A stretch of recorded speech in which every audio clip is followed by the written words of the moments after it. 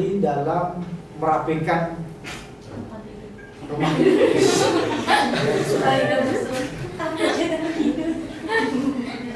Ataupun Anda menggeluti di bidang tertentu, misalnya jadi taler atau jadi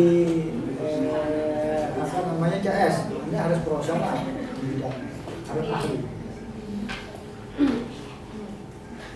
Nah, yang berikutnya yang paling penting lagi dalam manajemen Islam itu harus ada yang namanya riayah atau jiwa kepemimpinan.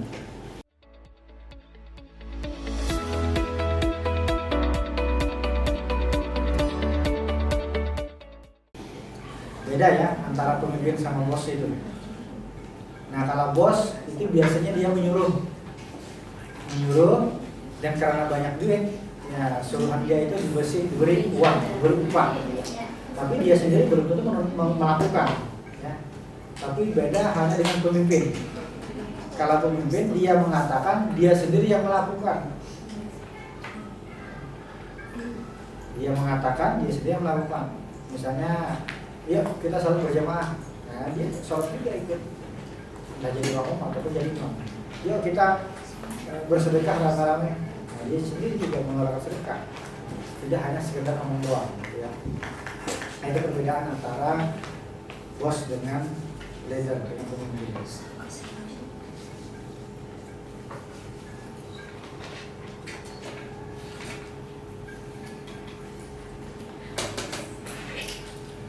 Ada 4 hal, ada 4 pilar etika bisnis, etika manajemen bisnis menurut Islam yang ini telah dicontohkan oleh Nabi Muhammad dalam kehidupan atau perilakunya sehari-hari. Nah, yang pertama adalah tauhid, yang berarti memandang bahwa segala aset dari transaksi bisnis itu merupakan milik Allah, bukan milik manusia. Nah, oleh karena itu dengan adanya tauhid ini kita sadar diri bahwa segala sesuatu yang kita manage, yang kita kelola itu merupakan titipan. Kita hanya diamanahi sebagai penanggung jawab dari apa yang sudah kita miliki, termasuk jabatan, termasuk harta yang kita dapatkan. Karena kita lahir ke dunia ini tidak membawa apa-apa, tidak membuka.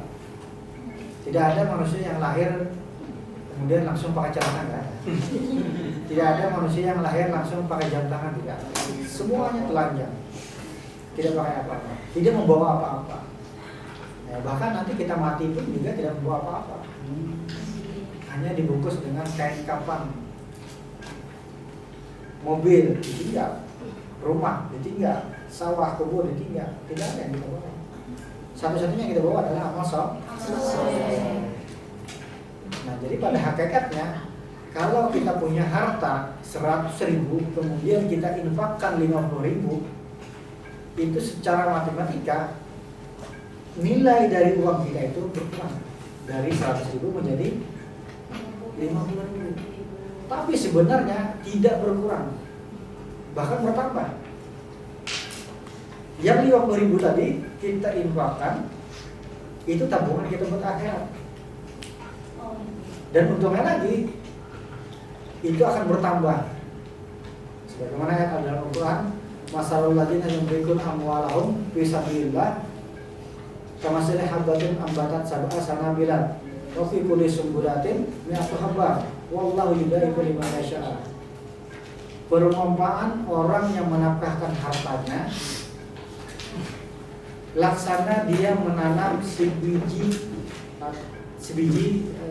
padi, dan sebiji padi itu tumbuh satu batang, dan setiap batang itu tumbuh 7 bulir ya, 7 tangkai, dan setiap tangkainya ada 10, maka 7 kali 10 ada 70. Itu hitungan angka di dunia.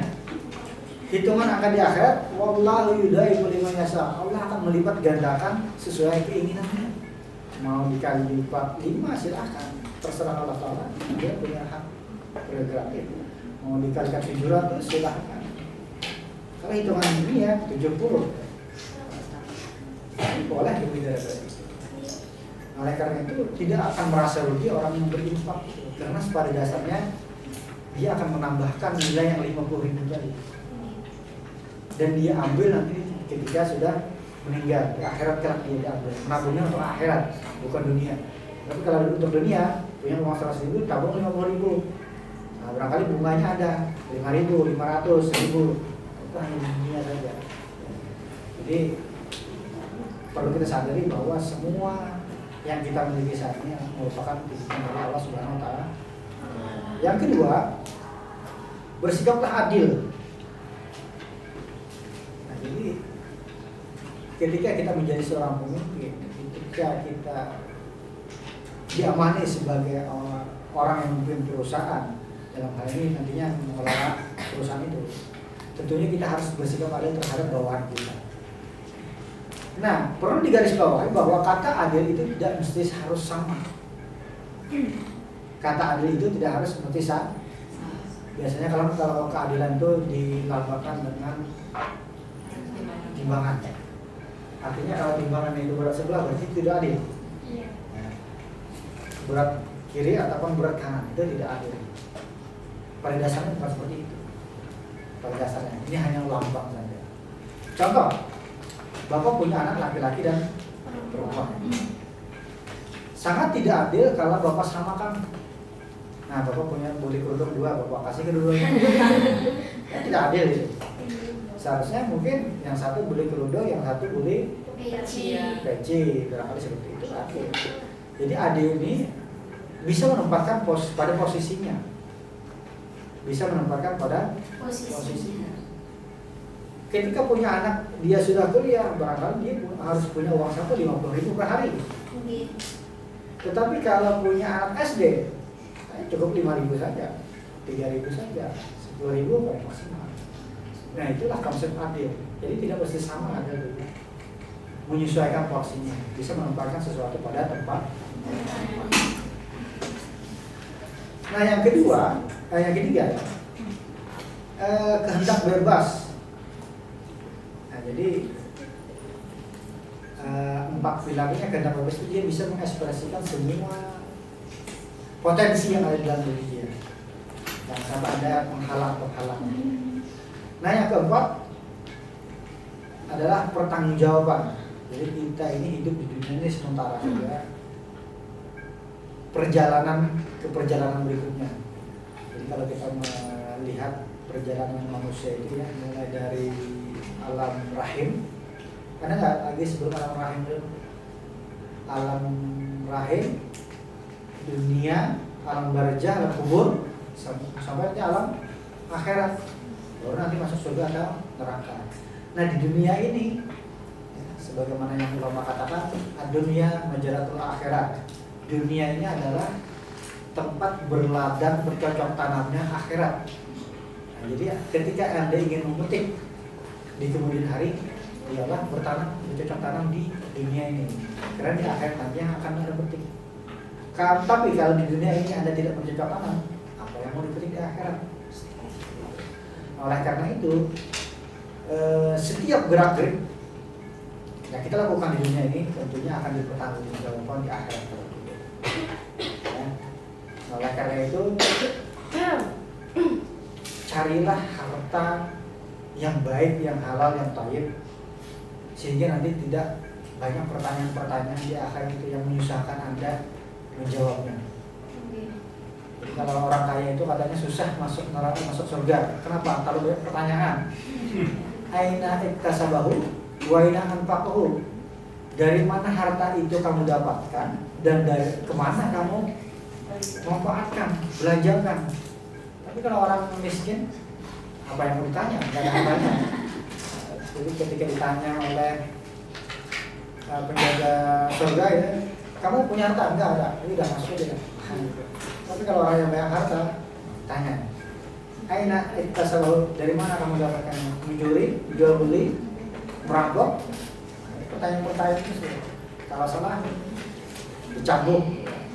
Terus setelah didapatkan, terus mau dikemanakan harta ini? Kamu sedekahkan, kamu infakkan, atau kamu main judi dan sebagainya? Tidak harus dipertanggungjawabkan. Oleh karena itu carilah yang halal thayyibah, kemudian salurkan kepada hal-hal yang positif. Kemudian yang berikutnya hubungan manajemen dengan syariah. Nah, kira-kira ada hubungannya nggak manajemen dengan syariah? Kira-kira ada hubungannya nggak? Ada. Di mana hubungannya?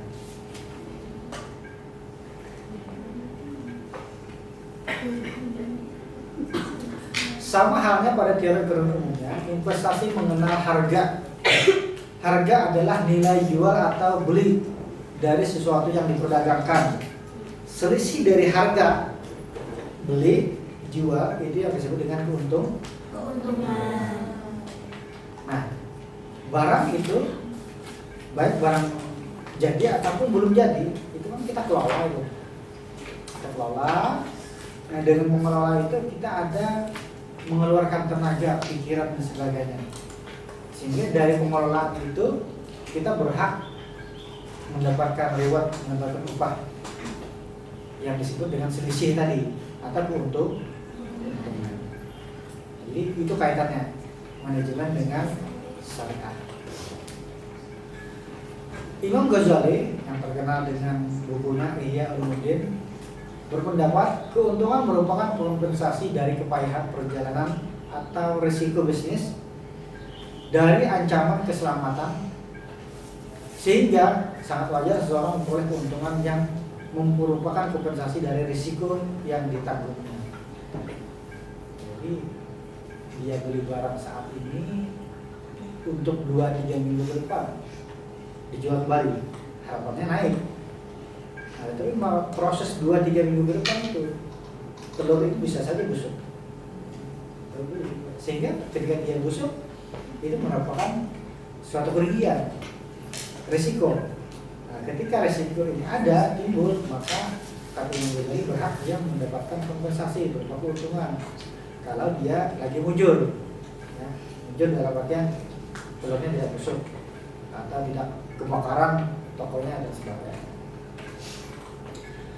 Menurut Ibnu Taimiyah, penawaran bisa datang dari produk domestik ataupun impor. Perubahan dalam penawaran digambarkan sebagai peningkatan atau penurunan dalam jumlah barang yang ditawarkan. Semakin banyak permintaan, maka biasanya penawaran semakin sedikit. Jadi ketika di pasar itu banyak telur, maka harga itu akan murah. Karena banyak persaingan tadi. Telur ataupun bahan sembako yang lain. Ketika banyak di pasaran, itu maka harganya pasti. Tetapi kalau langka, biasanya menjelang Ramadan itu langka tuh. Karena orang berbondong-bondong untuk bikin kue. Akhirnya beli secara massal secara banyak, tepung, gula, telur dan sebagainya. Nah, di pasaran langka, akhirnya orang-orang pasar bisa mengangkat harga. Nah, bila seluruh transaksi sudah sesuai dengan aturan, kenaikan harga yang terjadi merupakan kehendak Allah. Jadi selama itu normal-normal saja, tidak ada yang menimbun dalam hal ini ya, maka ketika ada harga naik itu wajar. Nah, yang berikutnya, mengingat investasi saya harus didasarkan pada prinsip Islam, maka mengelola, merencanakan dan mengendalikan serta mengorganisasikan usaha ini pun perlu kesungguhan dan diniatkan sebagai bentuk ibadah. Karena itu hubungan manajemen dengan investasi syariah mengandung makna satu kesatuan bentuk ibadah muamalah. Dalam bahasa lain, berinvestasi sama dengan berusaha mencari ma'isyah atau kehidupan. Maka manajemen investasi syariah berarti pelaksanaan atau manage investasi yang bersikap secara islami. Jadi hubungan manajemen dengan investasi syariah saling berkaitan. Keberhasilan melakukan investasi dengan baik dan benar sesuai dengan prinsip syariah tergantung pula pada pelaku investor maupun manajer perusahaan terkait di samping Dewan Syariah Nasional. Nah, jadi saling berkesinambungan, saling berkaitan ya satu sama lain. Sehingga antara manajemen sama syariah itu merupakan suatu kesatuan dan bentuk muamalah dalam kehidupan bermasyarakat. Yang kedua, B, konsep investasi. Kita ada 4 yang kedua juga. Konsep investasi. Nah, yang pertama adalah pengertian investasi. Investasi pada umumnya merupakan suatu istilah dengan beberapa pengertian yang berhubungan dengan keuangan dan ekonomi. Nah, kata kuncinya keuangan, ekonomi. Istilah tersebut berkaitan dengan akumulasi suatu bentuk aktiva dengan suatu harapan mendapatkan keuntungan di masa yang akan datang. Terkadang investasi disebut juga sebagai penanaman modal. Oh, penanaman modal di sana harapannya tumbuh dan bisa memetik buahnya, bisa memetik hasilnya. Nah, harapannya seperti itu. Menanam modal atau investasi bahasa lainnya. Investasi dibagi dalam 3 golongan. Yang pertama, investasi tetap perusahaan. Nah, ini seperti mesin. PB punya mesin Johnson, punya fotokopi, mesin fotokopi, dan lain sebagainya. Itu merupakan suatu aset yang dimiliki. Nah, jadi aset investasi tidak mesti dalam bentuk uang, bisa juga dalam bentuk bank. Nah, yang kedua, investasi tempat tinggal. Jadi kalau kita punya perabotan rumah itu sendiri juga merupakan suatu investasi. Rumah, apartemen, villa dan sebagainya itu juga investasi. Investasi persediaan yang ketiga. Jadi kalau kita punya pabrik amplang misalnya ya, kita punya persediaan tepung, ikan tenggiri dan lain sebagainya, ini juga merupakan bentuk investasi. Jadi baik itu barang-barang yang ditanam seperti mesin tadi ataupun barang-barang yang biasanya kita olah untuk bahan makanan, itu juga termasuk. Pasti juga bangunan. Jadi ada 3 kategori itu ya.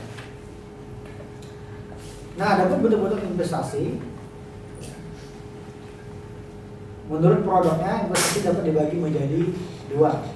Yang pertama, produk investasi di sektor real seperti properti, kemudian tanah, properti dalam hal ini perumahan ya, perumahan, kedua rumah, villa, losmen ataupun apartemen gitu ya, itu termasuk investasi. Nah, biasanya harga perumahan itu pasti naik. Di tahun 2009 itu Bapak beli rumah harganya 3 waktu itu 55 juta waktu itu.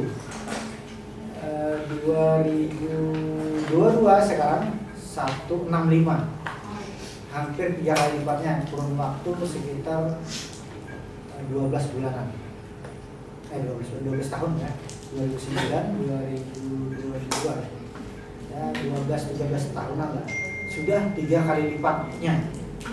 Nah, artinya setiap 3-4 tahun sekali itu naik 100% harganya. Nah, kan seperti itu kurang lebihnya ya. Nah, jadi kalau ingin investasi di dalam perumahan, ya gambarannya seperti itu. Tanah. Nah, kalau tanah ini mungkin untung-untungan ya. Kalau pas kena jalur hijau, ya harga tanah akan naik. Tapi kalau masih jauh dari jalan utama, dari jalan yang beraspal, dari keramaian, susah juga akan naik. Komoditi, kemudian emas naik turun juga ya, tapi banyak naiknya. Dulu emas waktu Bapak kecil harga 18.000, 20.000, sekarang sudah 900 ribuan, 800 ribuan. Berapa kali lipatnya itu ya? 30 tahun yang lalu. Nah, kemudian yang kedua dari sektor keuangan, tabungan termasuk investasi juga itu. Anda menabung di bank, di BSI, tabungan termasuk investasi. Walaupun investasinya tingkat keuntungannya kecil.